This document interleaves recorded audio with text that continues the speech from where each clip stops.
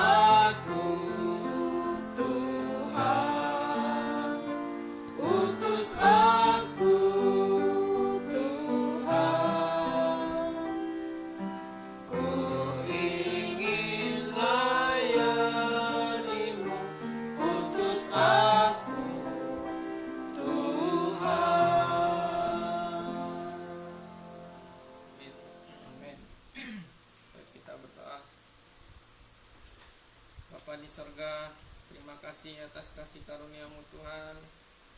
Kami kembali berkumpul untuk mempelajari firman-Mu, untuk berjemaat, bersekutu. Tuhan, Kau pimpin kami agar sungguh apa yang kami lakukan menyenangkan hati-Mu Tuhan. Sungguh kasih karunia-Mu teramat besar, tak sanggup kami balas Tuhan. Engkau yang maha tinggi menjadi manusia hanya untuk dikorbankan karena dosa kami. Terima kasih Tuhan. Tolong kami, pimpin kami Tuhan. Utus kami untuk memberitakan kasih-Mu ini agar semakin banyak orang yang memahami kasih-Mu yang maha besar. Terima kasih Tuhan. Dalam nama Yesus kami berdoa. Amin. Silakan.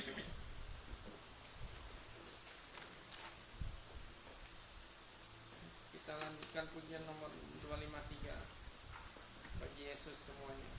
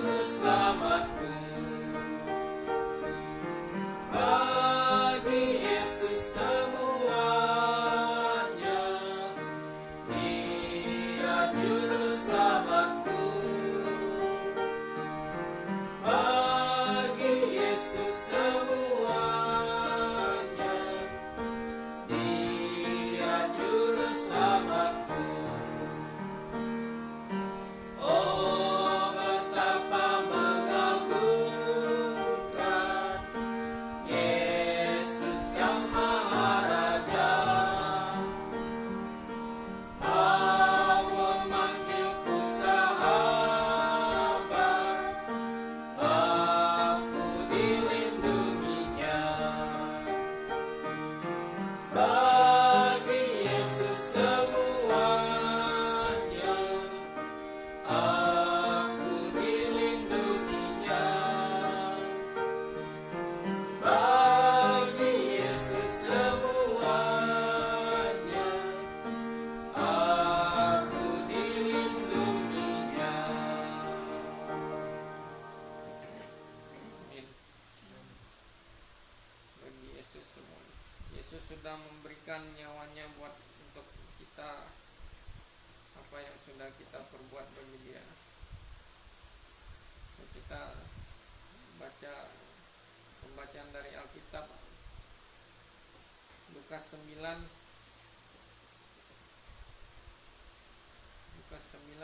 ayat 22 sampai 26.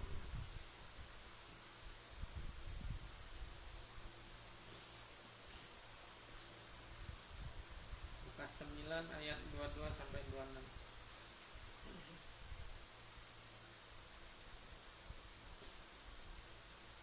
Jadi bahkan sebelum di Lukas ini pun, jauh sebelum ini Yesaya juga sudah mencatat Yesus harus banyak menanggung penderitaan gitu. Jadi sudah dikasih tahu jauh-jauh hari. Dan waktu Yesus datang pun dia bilang dia datang untuk memberikan nyawanya. Jadi Yesus mati di salib itu bukan kecelakaan, bukan dia salah langkah terus tertangkap terus tersalib, bukan. Itu sudah rencana Tuhan dari ratusan tahun yang lalu. Bahkan dari sejak Adam dan Hawa berdosa ini sudah direncanakan. Kita baca dari Lukas 9 ayat 22 sampai 26. Saya bacakan ayat 22, jemaat ayat 23 dan seterusnya. Dan Yesus berkata, Anak manusia harus menanggung banyak penderitaan dan ditolak oleh tua-tua, imam-imam kepala, dan ahli-ahli Taurat, lalu dibunuh dan dibangkitkan pada hari ketiga. Katanya kepada mereka semua, setiap orang yang mau mengikut aku, ia harus menyangkal dirinya, memikul salibnya setiap hari, dan mengikut aku. Karena barang siapa mau menyelamatkan nyawanya, ia akan kehilangan nyawanya. Tetapi barang siapa kehilangan nyawanya karena aku, ia akan menyelamatkannya. Apa gunanya seorang memperoleh seluruh dunia, tetapi ia membinasakan atau merugikan dirinya sendiri? Sebab barang siapa malu karena aku dan karena perkataanku, Anak manusia juga akan malu karena orang itu, apabila ia datang kelak dalam kemuliaannya dan dalam kemuliaan Bapa dan malaikat-malaikat kudus. Amin. Ya, kita lihat apa gunanya seorang memperoleh seluruh dunia tetapi ia membinasakan atau merugikan dirinya sendiri. Tapi kenyataannya ini yang terjadi di seluruh dunia. Semua orang mengejar hartanya, ingin memperoleh seluruh dunia gitu, ingin memperoleh harta di dunia ini. Dan mereka membinasakan dirinya sendiri. Jadi dengan menolak Yesus sebagai juru selamat, mereka membinasakan dirinya sendiri. Baik, kita lanjutkan ujian nomor 254. Bukalah Tuhan mataku.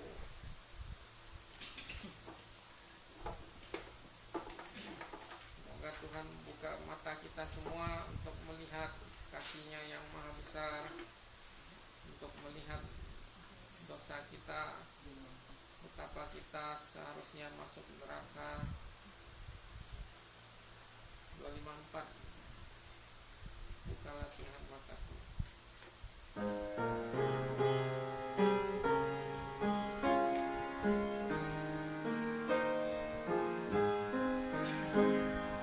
Bukalah Tuhan mataku, agar terlihat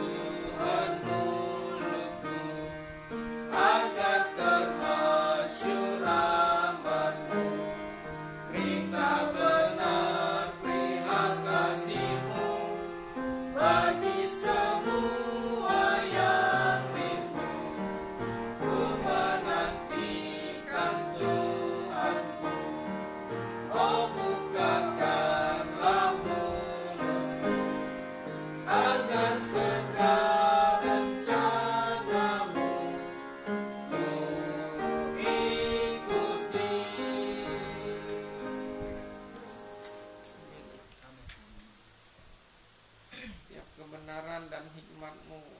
Hanya Alkitab berisi kebenaran hikmat Tuhan yang membebaskan kita dari dosa. Baik, sebelum kita mendengar uraian firman Tuhan, kita panjatkan pujian nomor 256.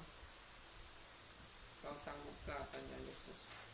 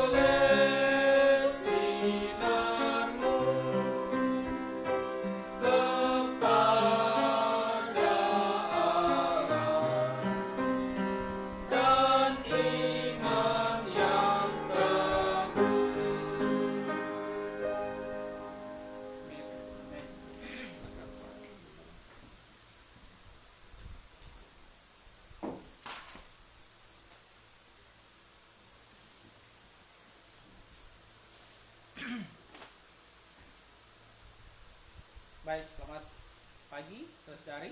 Selamat pagi. Puji Tuhan.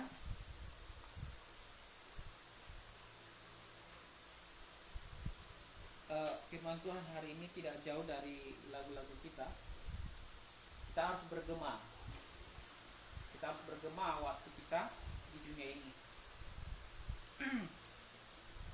Ada tadi lagu kita yang ketiga, Tuhan buka mataku, Tuhan buka telingaku, Tuhan buka mulutku. Nah, itu punya urutan yang bagus juga sih. Kita melihat firman Tuhan, setelah kita melihatnya, ya, kita mendengar dengan baik, kita memahaminya, baru kita ngomongkannya. Dan lagu kita yang terakhir, kita harus menjadi gema. Selama-lama kita hidup, kita harus menjadi gema Injil. Kita harus bergema. Mari kita buka satu ayat firman Tuhan. Dan judul kita hari ini adalah Marilah dan lihatlah. Marilah dan lihatlah. Nah, kita bicara mengenai berita kabar baik. Yohanes 1 ayat 39. Mari kita bangkit bersama-sama. Yohanes 1 ayat 39.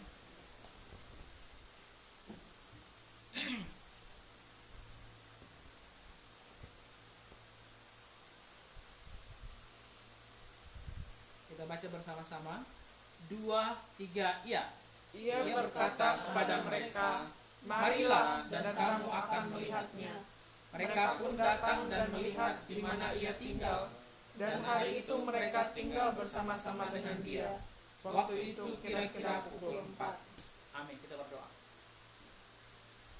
Tuhan, terima kasih telah mau mati untuk kami. Terima kasih kami boleh mendengar Injil-Mu, kami boleh memahami Injil-Mu, dan kami boleh menghidupinya, Tuhan. Biarlah juga kami juga boleh menggemakannya, memberitakannya, mensiarkannya kepada diri kami pribadi dan kepada orang lain, ya Tuhan. Bapa dalam surga, mohon kiranya Allah Roh Kudus tuntun kami sekalian untuk memahami firman, sehingga kami boleh berjalan dalam terang, menjadi anak-anak Tuhan yang takut akan Tuhan, mau ditegur oleh firman. Ya Tuhan, Engkau yang memperbaiki hati kami yang jahat, hati kami yang sering berontak. Engkau yang tuntun Tuhan, biar hati kami yang mungkin sekeras batu boleh Tuhan jamah dan lembutkan. Terima kasih Tuhan. Berfirmanlah kepada kami semua ya Tuhan, sebab kami semua mendengar. Dalam nama Tuhan Yesus kami berdoa. Amin. Silakan duduk.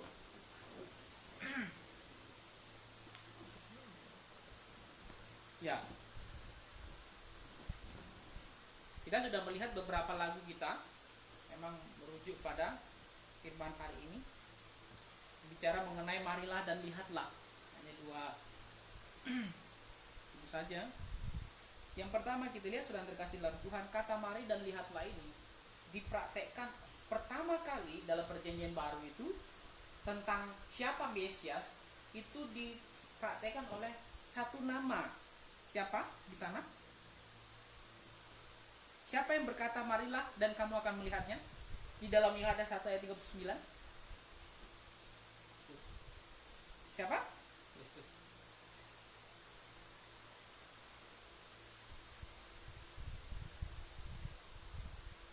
Tuhan Yesus berkata kepada Andreas dan Yohanes, marilah dan kamu akan melihatnya. Saudara kasih dalam Tuhan, di sini Tuhan Yesus mengajak semua orang sebetulnya. Semua orang yang ingin mau melihat dia ajak, mari lihat. Ketika Tuhan Yesus mengajak ini, tentu dia ditanya dulu. Mari kita lihat lebih detail ayat itu. Yohanes 1:39. Pada keesokan harinya, ayat 35 saya baca. Yohanes berdiri di situ pula dengan dua orang muridnya. Dan ketika ia melihat Yesus lewat, ia berkata, lihatlah anak domba Allah. Kedua murid itu mendengar apa yang dikatakan itu, lalu mereka pergi mengikuti Yesus. Mereka pergi mengikuti Yesus.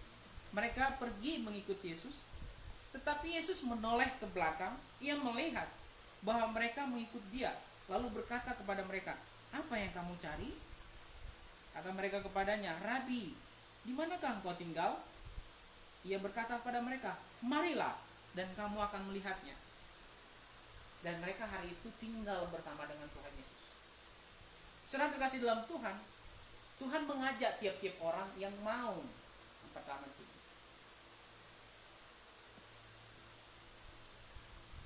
Dia mengajak setiap orang, lihatlah.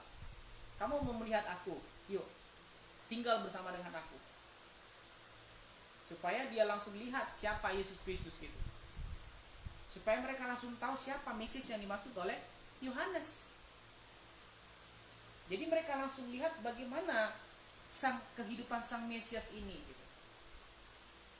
Ya mungkin sama ya, karena golongan Andreas dan Petrus itu golongan yang kemarin kita sudah belajar mengenai Tuhan Yesus itu seorang tukang kayu. Di dalam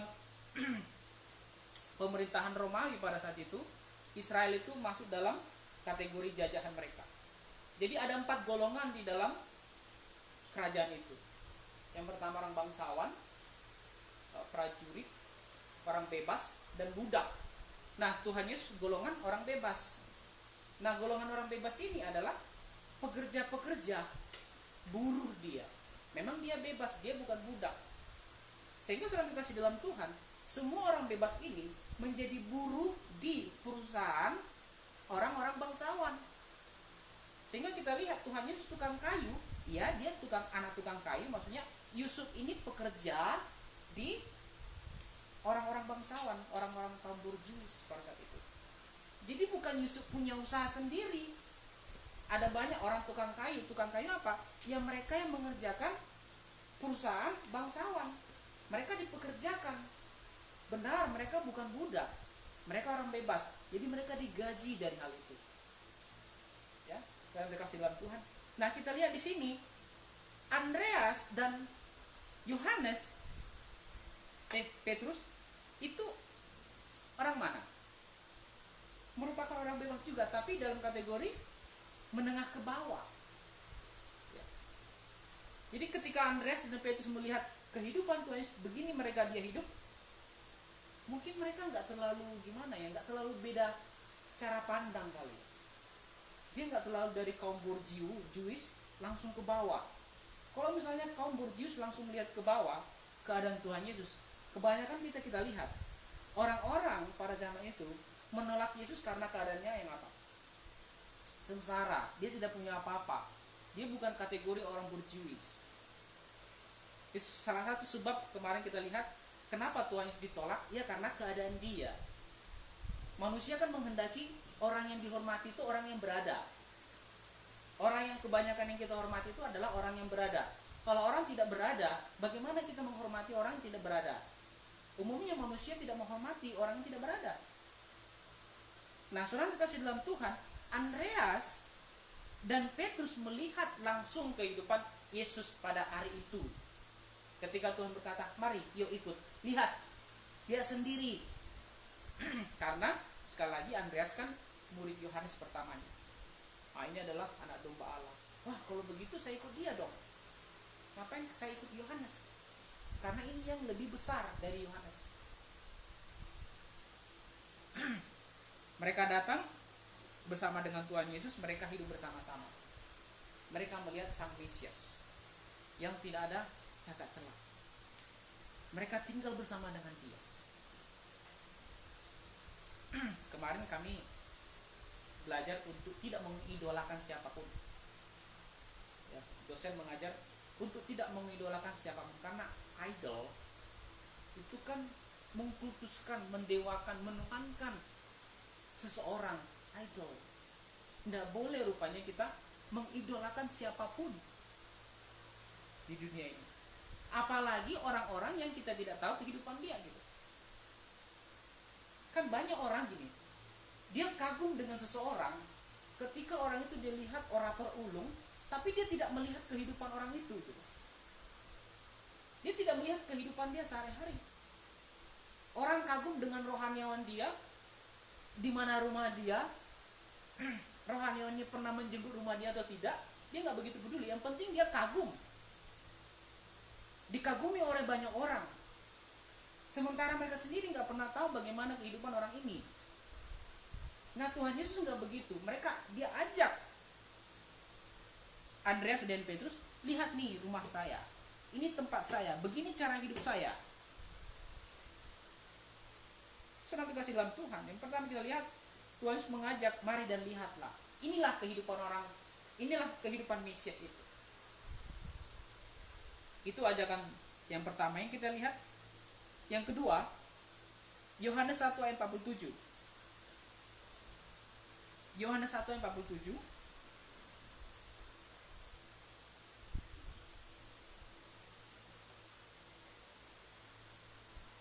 Kata Filipus kepadanya, mari dan lihatlah.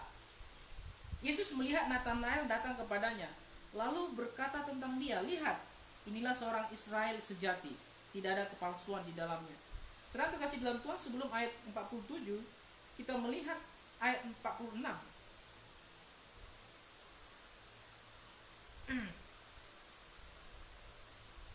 Ayat 45. Filipus bertemu dengan Natanael dan berkata kepadanya, kami telah menemukan dia yang disebut oleh Musa dalam kitab Taurat dan oleh para nabi, yaitu Yesus anak Yusuf dari Nazaret. Kata Natanael kepadanya, mungkinkah sesuatu yang baik datang dari Nazaret? Filipus langsung jawab lagi, mari lihatlah. Kenapa Natanael berkata begitu? Ya karena kota Nazaret pada saat itu adalah kota persinggahan para prajurit, kota yang terpinggirkan, para prajurit minum-minum di sana. Kota itu jelek di mata orang Israel. Kota tempat prajurit Romawi minum-minum di sana. Jadi sehingga Natanael bertanya kepada Filipus, mana mungkin ada sesuatu yang baik datang dari Nazaret? Nah, karena ketidakpercayaan Natanael, Filipus jawab, ya udah, yuk kalau gitu lihat sendiri. Filipus langsung ajak. Karena dia sudah melihat sendiri, maka dia ajak, yuk lihat sendiri kalau kamu gak percaya. Kenapa? Karena Natanael tersandung dengan keadaan kota di mana Tuhan Yesus lahir. Kotanya tempat para prajurit Romawi minum-minum. Buruk itu nama kota pada zaman itu. Natanael pun tidak mempercayai kota itu. Nah, saudara kasih dalam Tuhan, kita melihat Filipus yang pertama Tuhan Yesus tadi mengajak, sekarang Filipus yang mengajak Natanael lihat sendiri. Kenapa? Karena Filipus sudah melihat Sang Mesias yang diberitakan oleh siapa di sana? Musa dan kitab Taurat. Semua yang didengungkan oleh para nabi, Filipus sudah temukan. Filipus bukan ahli Taurat. Filipus bukan ahli orang-orang Farisi atau mahkamah agama. Tidak. Dia dari kalangan yang low juga. Walaupun begitu, karena dia melihat Yesus, mari datang, lihat sendiri. Jadi orang yang percaya kepada Yesus Kristus mengajak orang lain, mari lihat. Kalau sekarang kan kita nggak bisa bilang, yuk ikut Yesus. Di mana Yesusnya? Nggak ada lagi gitu. Tuhan Yesus ada sekarang di surga, duduk di sebelah kanan Allah Bapa. Yang dapat kita katakan adalah, mari baca firman Tuhan, temukan Tuhan di sana. Mari ikut berbakti bersama-sama, temukan Tuhan di sana. Itu posisi kita sekarang. Mari dan lihatlah. Marilah dan lihatlah. Yang ketiga kita lihat di dalam Yohanes 4 ayat 29. Ini hal lebih menarik lagi. Yohanes 4 ayat 29. Sekarang saudara-saudari yang membacakannya. Yohanes 4 ayat 29.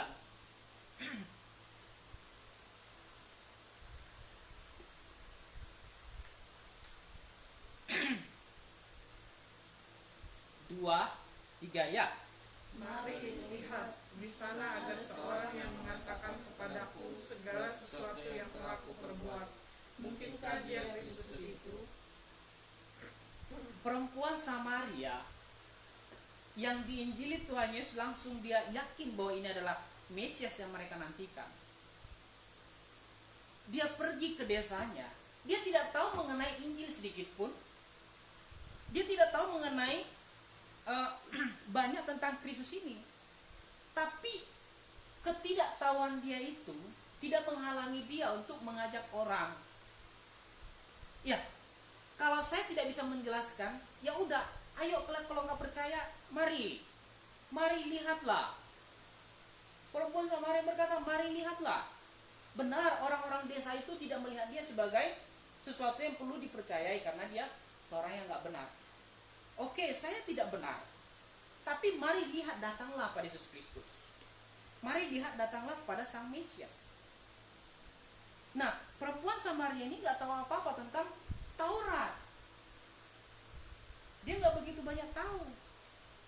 Tapi untuk meyakinkan orang lain, dia bilang, ya udah, kalau nggak percaya kepada saya, mari lihatlah. Mari dan lihatlah. Nah, saudara terkasih dalam Tuhan, perempuan Samaria, dia mengajak orang-orang. Ya, kalau kalian nggak percaya pada saya, ya udah. Karena kehidupan saya yang bobrok di tengah masyarakat pada saat itu, dia pergi ke sumur siang-siang, ya supaya apa? Supaya menghindari orang. Karena dia perempuan yang nggak benar. Tapi setelah Tuhan Yesus mencelikkan mata dia punya, mulutnya sekarang dia buka untuk memberitahu orang lain. Mari lihat tentang Sang Mesias. Nah, senang terkasih dalam Tuhan, kalaupun misalnya kita sekarang ini seperti posisi di perempuan Samaria ini, minimal kita mengajak orang, mari dan lihatlah. Mari baca firman Tuhan atau jelaskan firman Tuhan kepada dia sedikit. Kalau tidak mampu, ya kasih tahu Yesus itu begini. Karena sudah terkasih dalam Tuhan, kita melihat tadi lagu kita berkata begini, kau sanggupkah bisik Yesus bergema selama-lamanya? Kata mari dan lihatlah ini adalah gema. Ini adalah ajakan pada tiap-tiap orang. Orang yang sudah di dalam Kristus Yesus tentunya. Gak mungkin lah orang yang di luar Kristus Yesus mengajak hal seperti ini, karena dia belum selamat. Tapi sudah terkasih dalam Tuhan, minimal orang yang tahu Injil harus mengatakan pada orang lain, mari dan lihatlah. Tapi Pak, saya kan belum bisa menjelaskan. Ya nggak jadi soal, karena perempuan Samaria ini pun tidak menjelaskan apapun. Dia hanya berkata, mari dan lihatlah. Dia tidak menjelaskan begini. Dia hanya mengajak orang. Filipus tidak berdebat dengan Nathanael. Mana dia sanggup melawan itu? Nathanael orang yang ahli. Filipus tidak tahu apa-apa. Untuk membuktikannya, langsung Filipus berkata, mari dan lihatlah. Kalau selevel bolehlah, tapi Filipus tahu, sehingga dia ajak, mari dan lihatlah, aku nggak percaya. Kan sudah terkasih dalam Tuhan. Apa yang kita pelajari dari perempuan Samaria?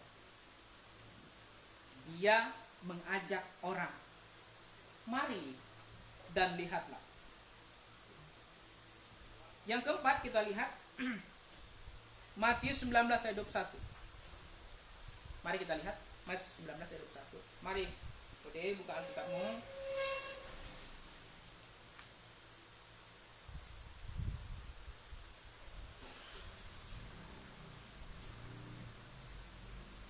Matius 19 ayat 21.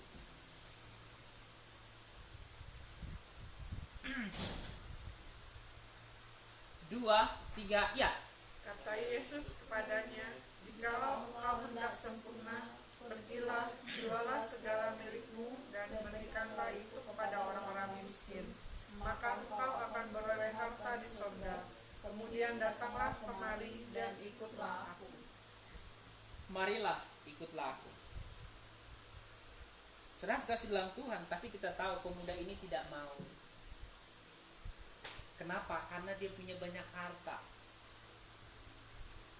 Kenapa Tuhan Yesus jauh lebih banyak menegur orang-orang kaya pada saat itu?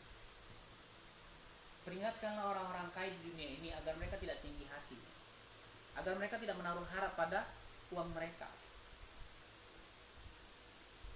Saudara kasih dalam Tuhan, kenapa ucapan bahagia Tuhan Yesus? Berbahagialah orang-orang yang miskin di hadapan Allah, miskin secara rohani.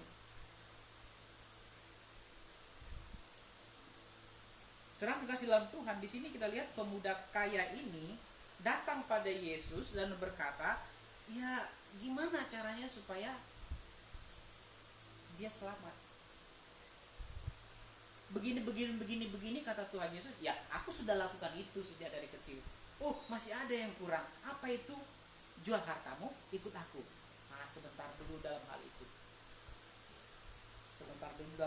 Karena benteng pertahanan orang kaya itu adalah di dalam hartanya.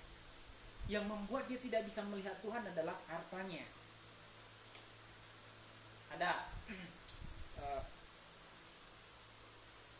Mukse Swento, dia bilang begini, dalam pelayanannya yang puluhan tahun, dia tidak pernah menemukan satupun orang kaya yang bertobat.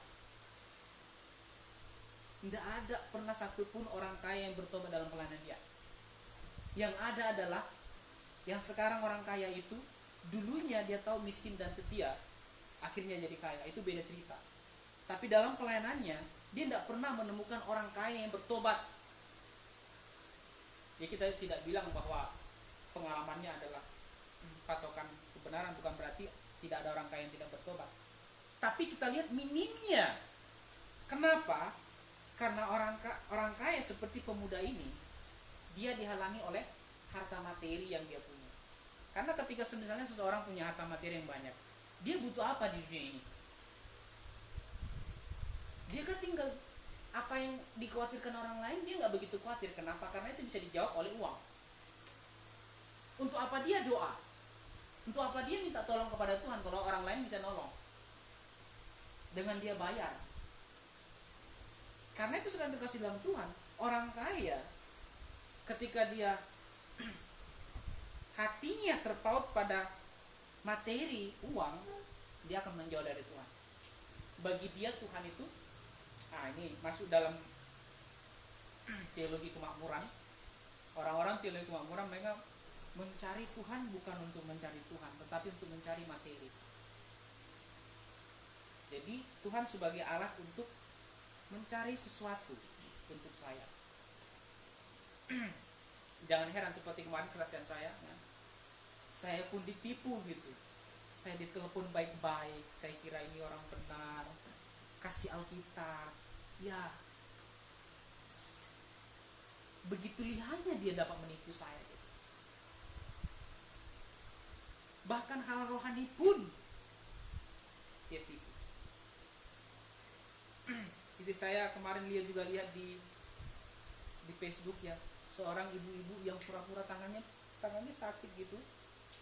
Ketika entah siapa pengurus pemerintahan bilang, oh itu kamu menipu Bu, bilang, dosa loh Pak, dosa, dia bilang gitu. Ya, kamu jangan apain tangan saya, itu dosa loh Pak, saya ini sakit, dosa loh. Dia bilang itu dosa-dosa, padahal dia yang berbohong. Itu, manusia bagaimana sekarang? Yang nelpon saya itu juga gimana? Banyak penipuan sekarang Pak, padahal dia sendiri yang nipu. Siapa lagi yang bisa kita percayai di dunia ini? Uang, ya, bagaimana sedang kasih lampu? Ya, kita mencari uang. Tuhan berkata, siapa yang tidak bekerja tidak makan, benar. Tetapi sedang terkasih dalam Tuhan, ajakan Tuhan Yesus pada orang kaya ini, dia tidak gubris. Kenapa? Benteng pertahanan dia, harta itu, menutup matanya. Tidak terbuka matanya terhadap kebenaran.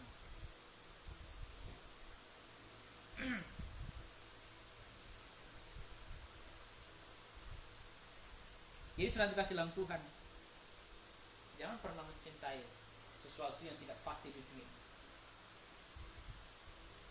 termasuk harta kekayaan. Karena pengkhotbah berkata, kalau engkau ingin mencari kekayaan, dia seperti sesuatu yang nanti bisa terbang sebentar, kelihatan dia akan terbang.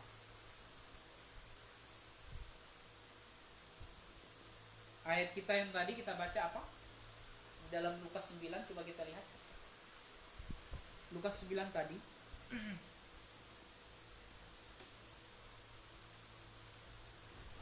Apa gunanya seorang memperoleh seluruh dunia? Lukas 9 ayat 25.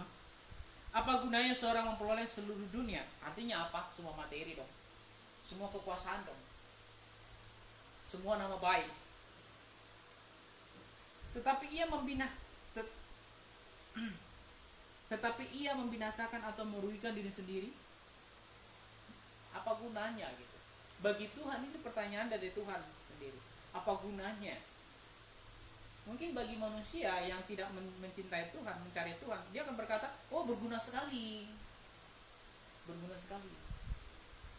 Tapi bagi Tuhan, Tuhan berkata itu tidak berguna sama sekali. Apa gunanya engkau punya semuanya itu? Untuk siapakah itu kelak?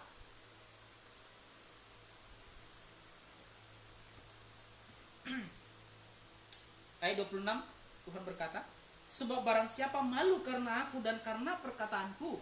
Itu perlu kita garis bawahi, karena itu yang bicara hari ini. Sebab barang siapa malu karena aku, karena perkataanku, karena aku dan karena Injil yang keluar dari mulutku. Ada Tuhan. Barang siapa malu, Tuhan bilang jangan malu mengikut Tuhan. Saat kita mengikut Tuhan, sedang dikasih dalam Tuhan, kita sedang menapak jalan yang sunyi. Kita sedang menapak jalan yang sunyi, bukan yang rame, bukan yang sifatnya hingar-bingar begitu, rame-rame, konco-konco gitu ya.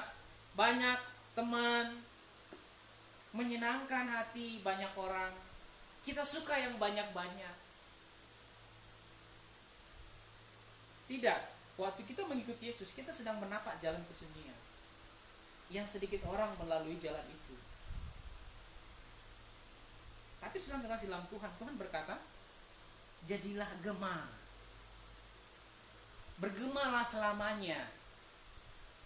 Jadi saya masih ingat kemarin, beberapa yang lalu, Sule sama Romai Rama itu lagi diskusi di channelnya, saya nggak tahu itu channel siapa. Itu mungkin channelnya Sule ya. Jadi mereka bicara mengenai sholat 5 waktu dan lain-lain. Sule kan gak rajin sholat. Lalu saya komentar di sana tentang Injil. Tahu berapa banyak yang komentari? Aneh. Bineka Tunggal Ika. Loh, karena justru Bineka Tunggal Ika lah, maka kita katakan kebenaran itu pada yang lain. Karena Bineka Tunggal Ika lah, maka kita katakan ini loh kebenaran dari Alkitab. Karena kebinekaan Tunggal Ika itulah kita mengatakan kebenaran dengan bebas seharusnya. Kenapa? Karena perbedaan itu indah, maka keindahan itu harus dimunculkan.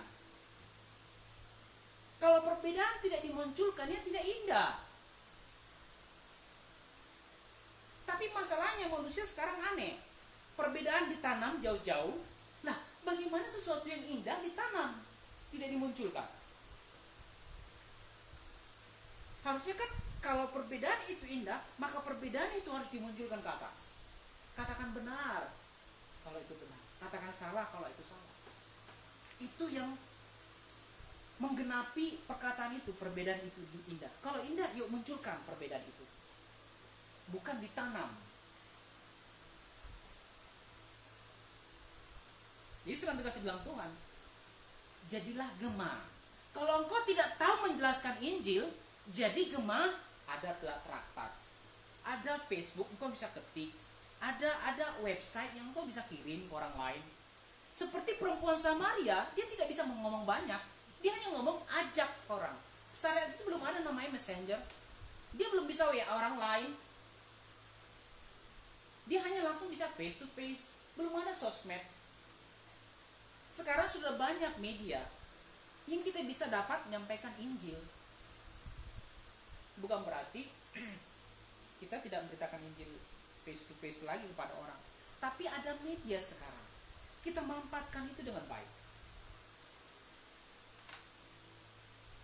Sekali lagi, kalau misalnya kita katakan saya tidak mampu menjelaskan, atau saya masih khawatir, masih deg-deg hati saya gitu untuk menjelaskan Injil, ya udah, kasih sarana itu. Ada banyak, tinggal send saja. Jadi saudara kasih dalam Tuhan, jadilah gema yang berarti begitu. Tuhan berkata apa? Jangan malu karena aku dan karena Injil. Mereka, apakah engkau malu? Wah, ketika misalnya ada banyak orang, belum tentu dia tidak malu. Atau dia, apakah dia dengan berani berkata, oh Yesus adalah Tuhan, di tengah-tengah orang yang menolak Yesus adalah Tuhan? Apakah dia berani? Kita perlu keberanian di sana. Tuhan berkata, jangan malu karena aku. Orang di luar sana banyak mengejek Yesus. Banyak.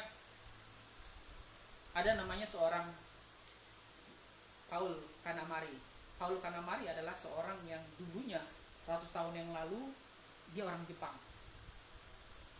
Dia orang Jepang. Jadi baru saya baca aja, saya nggak lupa. Ya, Paul Kanamari. Dia dulu anggota band. Ya. Bandnya Kumamoto. Dia mendirikan sebuah universitas. Dia orang percaya, dia orang Kristen. Sebuah sekolah Kristen. Ya, 100 tahun yang lampau. Saya kira sekolah Kristen. Nah, saudara dikasih dalam Tuhan, Paul Kanamari ini seorang yang profesor hebat, yang dia punya otak yang brilian, yang kepalanya encer gitu ya. Mungkin cepat nangkap sesuatu. Akhirnya dia pergi ke Jerman untuk sekolah lagi. Dia masuk ke, namanya Jerman kan sumber daripada liberalisme. Jerman adalah pusatnya dan sumber awal daripada liberalisme.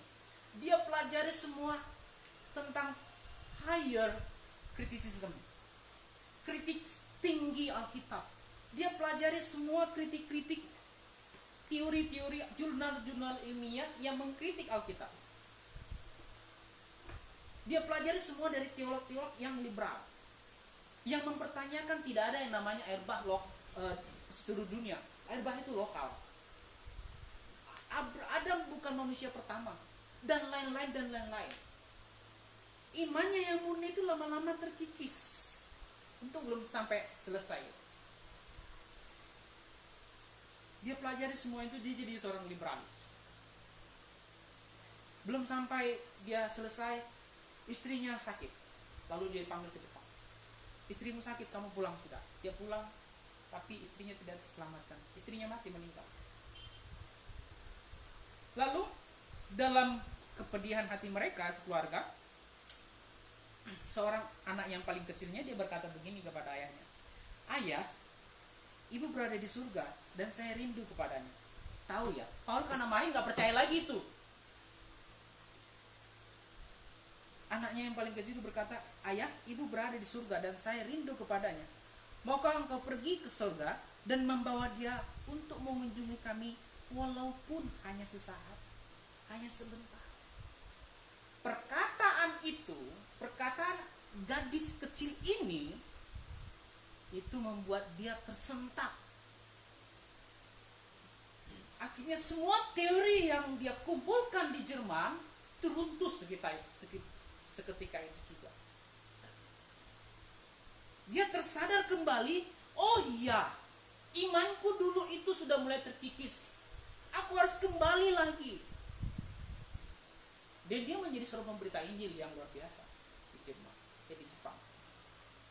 Dia mengelilingi seluruh kekaisaran Romawi dan dia mulai berkhotbah tentang pengharapan yang mulia. Salah satu profesor Jerman, Etta Linnemann, saya ada baca bukunya tentang teologi kontemporer. Dia bertobat dari yang namanya mengkritik Alkitab. Dia seorang profesor di Jerman. Dia bertobat, tidak, semua teori yang di kepala saya, semua jurnal-jurnal ini yang saya tulis dulu itu kesalahan. Profesor, doktor, kita tahu nggak Jerman itu profitnya banyak nggak? Dia punya salary besar dong. dia punya gaji besar, dia tinggalkan semua itu. Nah, saudara kasih dalam Tuhan, dia sekarang menjadi gema yang benar. Karena di dunia ini ada banyak sekali gema yang tidak benar. Ada banyak sekali ajaran-ajaran yang tidak benar. Kita menerangi yang gelap, mereka menggelapi yang terang. Nah, ketika misalnya sedang dikasih dalam Tuhan, kita memberitakan Injil pada orang lain, jangan langsung berpikir, wah nanti dia langsung terima. Enggak begitu. Ada banyak penolakan yang terjadi. Tapi walaupun begitu, karena engkau dalam Kristus Yesus, maka jalanilah jalan yang sunyi itu. Kata Tuhan Yesus berkata apa? Jalan itu sempit, sedikit orang yang melaluinya.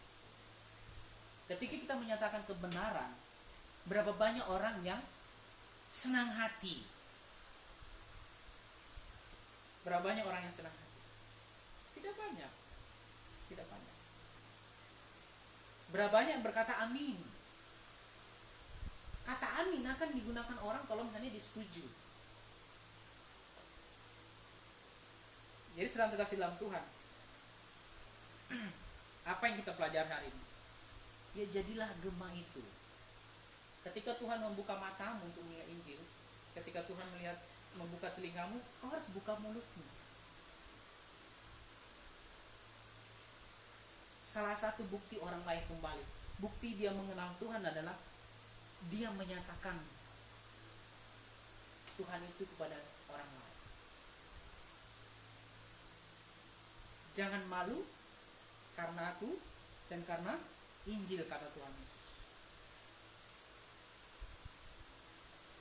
Sedang terkasih dalam Tuhan, mari kita bangkit berdiri. Kita baca Lukas 9 ayat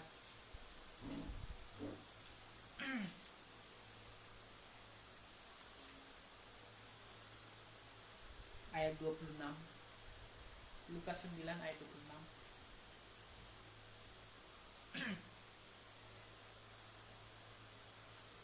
Dua, tiga, ya. Sebab barang siapa malu karena aku dan karena perkataanku, Anak Manusia juga akan malu karena orang itu, apabila ia datang kelak dalam kemuliaannya dan dalam kemuliaan Bapa dan malaikat-malaikat kudus. Kita tundukkan kepala. Saudara terkasih dalam Tuhan, ketika engkau mengikut Tuhan, mengikut menapak jalan salib, ingatlah satu hal, jalan itu sunyi. Tidak banyak orang yang melaluinya. Tidak banyak orang melaluinya.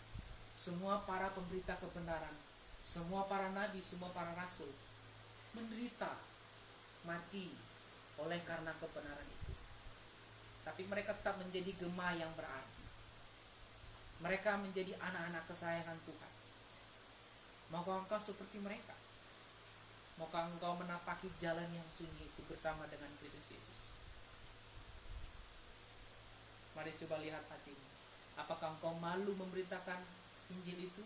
Apakah engkau malu mengakui Yesus sebagai Tuhan di tengah masyarakat yang pluralis sekarang? Bapa dalam surga, kami banyak terima kasih padamu telah mengorbankan anakmu yang tunggal untuk menyelamatkan kami, sebab kami semua orang berdosa ya Tuhan, yang seharusnya Tuhan masukkan ke dalam neraka, tapi oleh karena kasih-Mu ya Tuhan, kami boleh selamat. Terima kasih untuk hal itu. Biar kami boleh menjadi pemberita-pemberita kebenaran firman-Mu dalam hidup ini ya Tuhan. Tolong kami untuk menjadi pemberita yang benar sesuai dengan firman-Mu. Kami boleh ikut Tuhan, kami boleh mengiring Tuhan Yesus sampai kami melihat Engkau. Terima kasih ya Tuhan. Dalam nama Yesus kami ucap syukur ke firman-Mu. Amin. Silakan duduk kembali. Michael. Kita naikkan satu lagu.